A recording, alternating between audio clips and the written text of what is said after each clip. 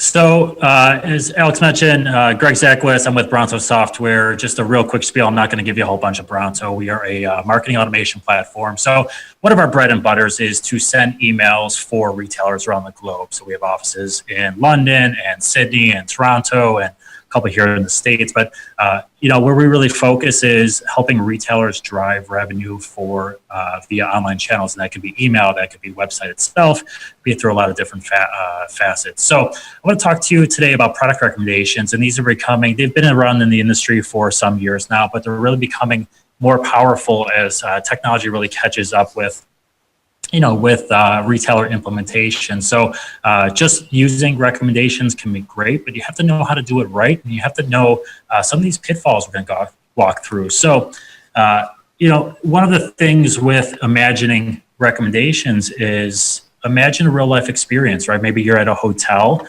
and you're looking for dinner reservations and recommendations, and you walk down to the concierge and you tell the concierge that you like you're looking for a surf and turf and maybe some crab legs or lobster tail as part of that surf. And you like drinking a nice vintage Cabernet, and your wife likes rosé, and you want something a little more dim lit and not too loud. And the recommendation that comes back is something like the Hard Rock Cafe, right? And while that might be great for some, it's not relevant to the information you provide the concierge, right? But the concierge doesn't know you. They don't know, if you're allergic to anything. They don't know if you like salty foods or you like bland foods, right? But you expect that person who doesn't know you, based on a couple little data points, to provide something very relevant to you. And retailers and consumers interact with this all day long, right? Consumers expect relevancy from the retailers that they interact with.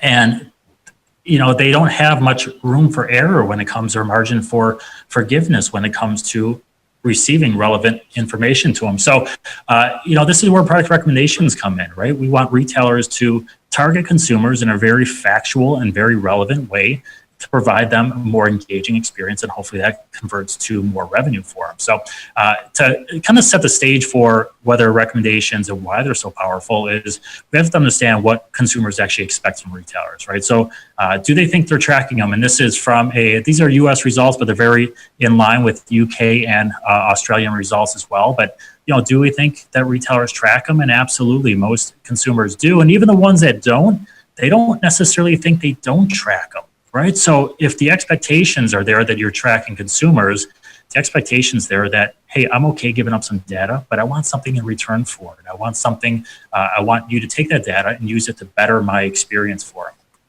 So what do they expect from retailers? And overall, they expect product recommendations as one of those big ones. Coupons, free stuff. People love free stuff. They love discounts. Retailers love discounting. They've been doing it for years, right? But recommendations is one of those things they absolutely love. They also expect recommendations to be made based on past online purchases as well. So, hey, if I'm buying, a certain pair of shoes on your website for you, I expect you to take that and say, hey, Greg, we think you'll love these shoes as well. Or, we saw you buying that. Here's an accessory item. So the expectations there that, again, we're tracking them, but we're using specific data. Here's the challenge and here's the problem.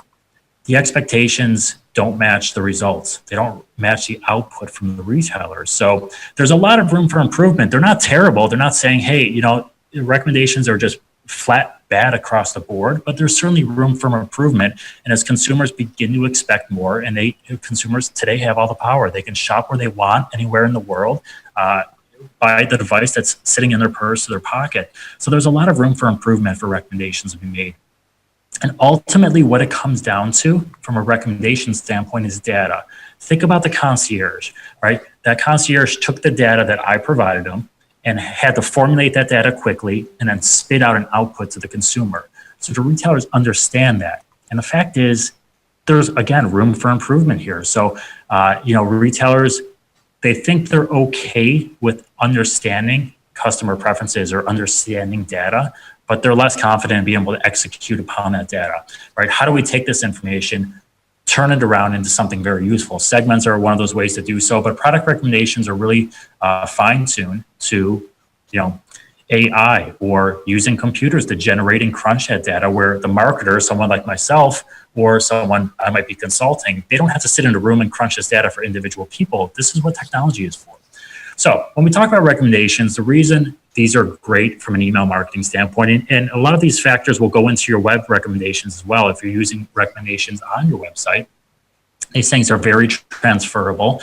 But the great thing from an email standpoint is you can use recommendations in almost any type of message. That's the beauty of it, right? So most messages nowadays are batch and blast messages. We only have 1 or 2 people in most email marketing departments, maybe 1 or 2 graphic designers.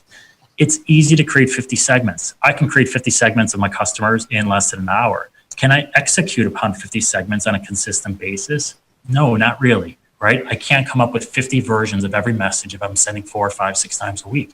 It's just not possible, right? Not with that team. And this is where product recommendations come in. They create a more relevant experience right off the board. So I'm going to walk you through just a couple examples of different types of messaging and how to use them appropriately. And then we're going to get into some pitfalls of those messages as well. So here's a couple different examples. The message you see all the way to the left side of your screen there, right? 65% off. Really, you take away those personalized picks down at the bottom, that is a batch and blast message. All they're doing is fine tuning with some specific product recommendations at the bottom. And that batch and blast message, which may or may not be relevant to me, is now more relevant. Has personalized picks. And you might say, well, Greg, those are personalized picks. They look like female Buffalo Sabres products, which is a U.S. hockey team here. Well, you know, the fact is I bought a lot of female hockey products of the Buffalo Sabres, trying to convert my wife into a Sabres fan, and they're just terrible, so it's not working that well. But those are based on what I'm browsing and what I'm purchasing from that site, so they're very intuitive. Middle example there, that's really just a cart abandonment message, right? I abandoned some ties and some shirts, so what happens? Hey, you might also like some matching ensembles here. So it's taking a very relevant message, which is a shopping cart abandonment message. Naturally relevant, right? I already told you the products I want to buy, but you're making it even better for me now.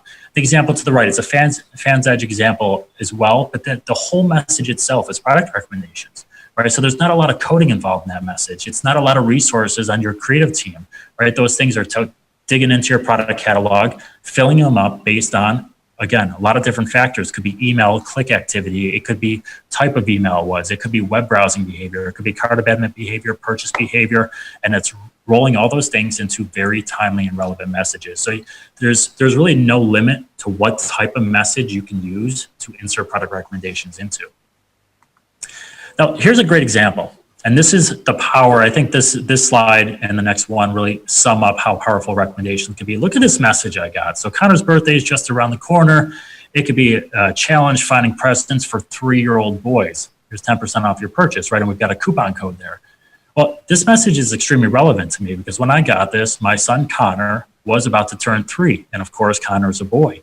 So fact is, there's nothing specific about this message other than using some dynamic content. It's relevant to me. It resonates with me. It's engaging to me. They don't have to do anything more with this message.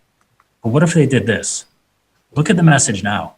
Hey, his birthday's right around the corner. 3-year-old boys could be tough finding presents. Here are 8 recommendations of toys for 3-year-old boys. An extremely relevant message. This message now speaks to me even more than it did before.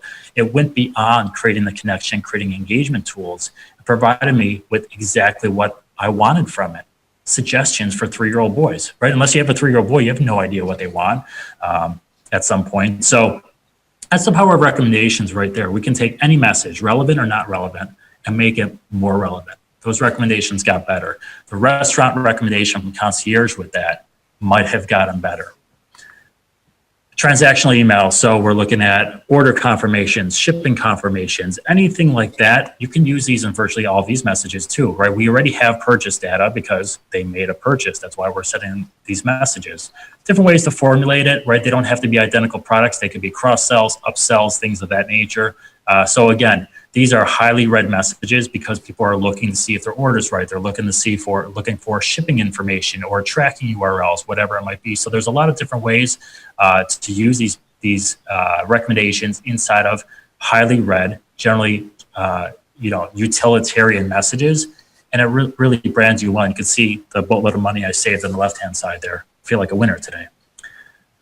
Now look at your email marketing beyond just those things, right? Post-purchase recommendations. So these are messages after someone purchases rather than just sending them batch and blast messages again, right? Which are really irrelevant to the consumer. you have specific messaging, which are really promotional in nature, but they're designed to engage and just kind of foster that relationship a little bit better. So, hey, you bought some prints. How about some address labels? How about some gift tags, right? We're going to give you a little incentive to do that, but we can easily cross-sell and upsell, or it's just a thank you message and say, hey, we know you bought this. We think you'll love these things as well. It's just a hero branded message, right? I didn't buy a couch from them, but I bought a wine cork or a champagne type cork there. So product recommendations, again, any type of message, beating a dead horse here, but you can use these to make the messages more relevant. But just because we can, doesn't mean we should. We shouldn't just throw recommendations in every message and be like, oh, this is great. We're going to kill it with our email messaging now. Certainly there are pitfalls to be wary of, right? You can use recommendations, but you need to use them somewhat in the right way. I'm going to walk you through some of those pitfalls, what to watch out for when you're doing your planning, and some things to counteract if you don't have the resource available to do some of these things, how to counteract those and use them to a better advantage for you. So the three things I want to talk about: just for you subject lines, irrelevant results, and generic recommendations, how to do them wrong and how to do them right.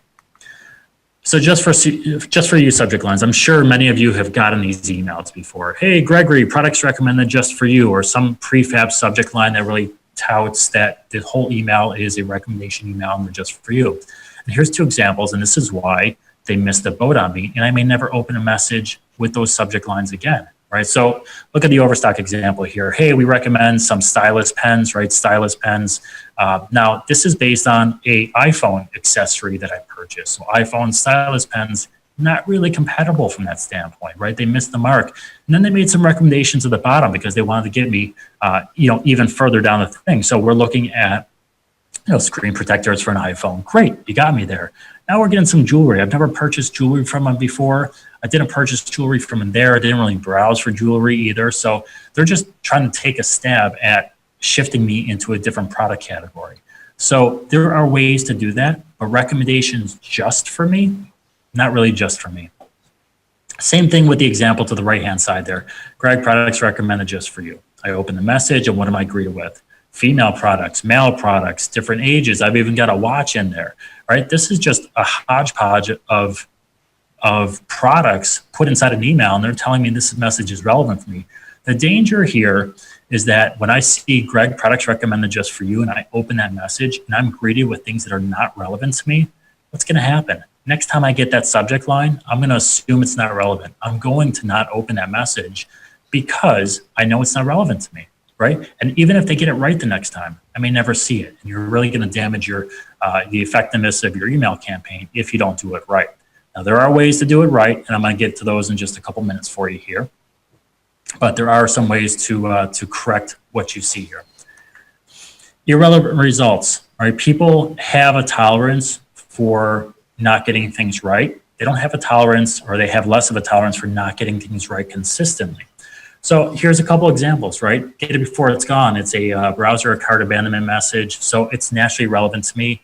Recommendations for me down at the bottom are, some compatible accessories, some really not so compatible, right? Look at the phones there. I don't know what the toy phones are for. I'm looking for an actual train set to put underneath my Christmas tree. So these are some examples here of, hey, you're doing things right, and then you kind of go off the rails a little bit. The same with the example on the right. It's a $20 pair of headphones, right? Hey, I might also like some different types of headphones. Well, that's perfect, right? Maybe I'm undecided, and that's why I didn't make the purchase. Maybe I want to get to a different price point. That's perfect as well. You don't need to recommend a $1,000 television to me when I'm abandoning a $19 pair of headphones. It doesn't make sense. I'm not gonna make that leap. So they might be trying to push me one way, steer me one way, but they missed the boat there. Right, so these irrelevant results, it damages an already relevant message a little bit to me, right? And then generic recommendations done wrong. So here are two examples, right? I've got, in the left-hand side there, I've got a pea coat, which is something I would never wear, just not my style. I'm more of a flip-flops and jeans and shorts type of guy. Some shoes there, maybe not. And then I got some earbuds because I guess those go with shoes and pea coats. And then I've got a nice dress shirt there. So while three of those things kind of match together, the earbuds kind of stick out. So I'm not really sure where they get these recommendations from. I certainly wasn't looking for coats, or especially looking for pea coats there. I was not looking for earbuds. So these are just some top products or maybe highly rated products, whatever they're doing here. Maybe they're on sale and they just want to show them to me, but they're not recommended just for me. And the same to the example right there. It's a hodgepodge. I've got female golf products. I've got male golf products. I've got summer golf products. I even have a winter hat in case it's cold there. So they're not really fitting here. Again, you can see the examples of putting something out there, setting expectations with me, and then just not hitting those expectations appropriately.